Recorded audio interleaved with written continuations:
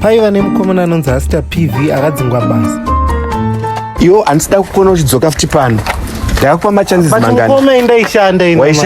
Waishanda but waindibira zvinhu zvangu mupano. Uchipa vanhu wifi vanhu vachiuya vachizara pagedhi ndopedza I end up ndakutonge pamba panapa parikutengeswa pane shabhini. Aiwa uyo mukomana weJatiwere ndandakamisira hotspot one. Chazongova kunegotiata nguva iri pano ngetaura chile. Get out mupana. Mukomana uyu akabva ati achavakawo yake imba. Chavakawo yangu imba. Go enda mupana. Asangafamba makilomita baba. Hasta anga kugara mukakebhini kari pajurawo pepamba paakadzingwa basa. Patoni maketeni asi pakurojeso ke.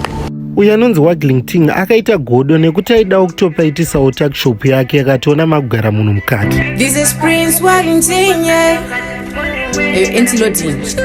Ayo Hasta PV. Like kuti ndaida kuita zvetakshop yangu imomo mukati muno. Ndikuona mune munhu ari kuita zvema kitari mune tori neasbestos pamuso